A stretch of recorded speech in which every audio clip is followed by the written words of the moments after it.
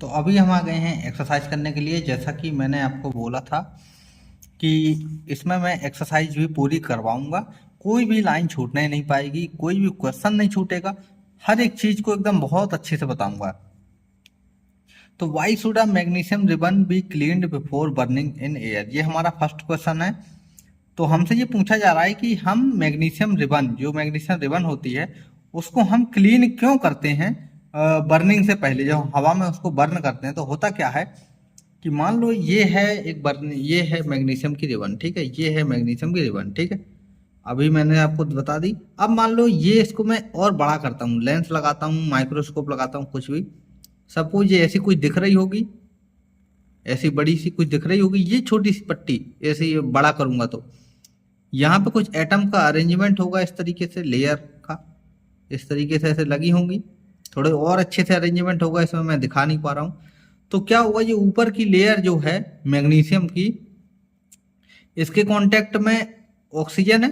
अब ये ऑक्सीजन से रिएक्ट कर लेती है, क्या कर लेती है, रिएक्ट कर लेती है। तो ये ऊपर वाली लेयर क्या बना लेती है, MgO बना लेती है, और इसके ऊपर लगी रहती है। अब क्या होता है, अब हम आग लगाएंगे तो इस MgO जो है बहुत ज़्यादा स्टेबल प्रोडक्ट होता है। तो स्टेबल प्रोडक्ट होने के वजह से इसके अंदर आग नहीं लगती है। यही प्रोडक्ट हमको कब मिलता है, जब हम इसमें मैग्नीशियम रिबन में आग लगाते हैं, तब लास्ट में हमको जो प्रोडक्ट मिलता है वो भी MgO ही होता है। तो इसमें आग नहीं लगती है, तो इस वजह से इस पूरी स्ट्रिप में आग नहीं लगेगी, क्योंकि चारों तरफ इसी की लेयर होगी ऐसे ऐसे, मतलब कि MgO की। अब इसके ऊपर आग नहीं लगेगी तो इसको हमको क्या करना पड़ेगा, इसको घिसना पड़ेगा। जब हम इसको घिसेंगे उसके बाद इसमें आग लगाएंगे तो आग जल्दी से पकड़ लेगा, ठीक है। तो समझ गए कि आप आग क्यों लगाते हैं। अब इसको लिखेंगे कैसे, तो मैंने यहाँ पे लिख के भी रखा है, uh magnesium ribbon is cleaned before burning in air. ये तो आपको याद ही हो जाएगा, बस आप इतना याद कर लो, to remove a layer of magnesium oxide. यानी कि हमको क्या रिमूव करना है, remove a layer of magnesium oxide. Magnesium oxide की लेयर को रिमूव करने के लिए हम उसको घिसते हैं, that forms on its surface, जो कि उसके सरफेस पे बन गई है। चले नेक्स्ट क्वेश्चन पे चले। तो नेक्स्ट क्वेश्चन है, right a balanced equation for the following chemical equation. हमको बैलेंस इक्वेशन लिखना है इस केस में जो केमिकल रिएक्शन दी गई हैं। पहला है हाइड्रोजन है और क्लोरीन है, और मिल रहा है हमको हाइड्रोजन क्लोराइड। तो इस सब रिएक्शन को इस तरीके के आपको करने से पहले एक चीज याद रखनी पड़ेगी कि आपको ये चीज आनी चाहिए कि आपको ये पता होना चाहिए कि कौन सी चीज हमको कौन से स्टेट में मिलती है अपने एनवायरमेंट में। जैसे हाइड्रोजन, हाइड्रोजन हमको H2 के फॉर्म में मिलती है, क्लोरीन हमको Cl2 के फॉर्म में मिलता है। तो आपको ये याद रखना पड़ेगा, उसके बाद में आप जो है रिएक्शन को बैलेंस कर पाओगे। तो चलिए चलते हैं, इसको सॉल्व करते हैं। तो ये देखिए मैंने यहाँ पे लिखा है H2 हमको हाइड्रोजन हमको H2 के फॉर्म में मिलता है, Cl हमको क्लोरीन हमको Cl2 के फॉर्म में मिलता है, तो H2 प्लस Cl2 मिला है हमको HCl। अभी ये बैलेंस नहीं है, इसको हिट एंड ट्रायल मेथड से करेंगे। तो आप देखिए यहाँ पर 2 H2 हैं, यहाँ पर 2 Cl2 हैं, यहाँ पे सिंगल सिंगल है। तो सिंपली कुछ नहीं करेंगे, इधर 2 का हम इंटू कर देंगे जैसा हमने यहाँ किया है। तो ये हमारी बैलेंस इक्वेशन है। ओके, समझ गए। अब हम चलते हैं नेक्स्ट में। बेरियम क्लोराइड है प्लस एल्युमिनियम सल्फेट है, ये मिलकर के बना रहे हैं barium sulphate plus aluminium chloride. तो इसका फार्मूला जो होता है वो ये होता है, ये यहाँ पर देखिए BaCl2। Ba जो बेरियम है उसकी वैलेंसी +2 होती है, तो उसको उसको काटने के लिए या उसको जो है खत्म करने के लिए उसके इफेक्ट को, यहाँ पे Cl के पास में एक, Cl के पास में एक माइनस होता है, एक Ba के पास में 2 प्लस होता है, तो एक प्लस माइनस, और एक Cl दूसरा Cl माइनस से एक प्लस वाला। तो इस तरीके से इसका फार्मूला बना BaCl2। इसी तरीके से SO4 जो है यहाँ पे 2 माइनस होता है, तो इसके पास में होती है लेकिन 3 की वैलेंसी Al3 प्लस।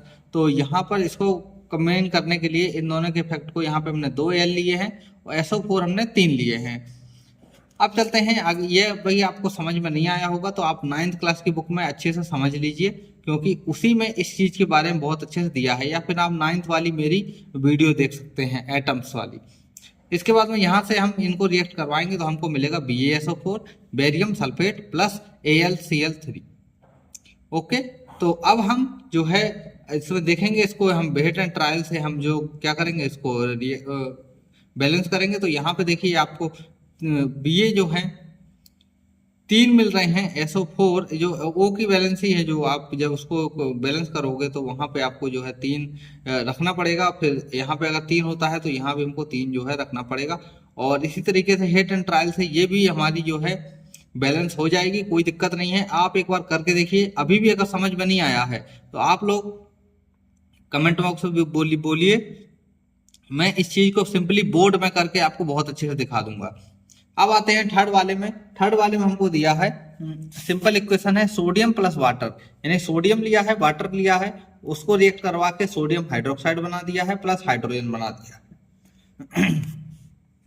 तो हमने यहाँ पे सोडियम लिया और वाटर का फार्मूला H2O होता है, H2O ले लिया।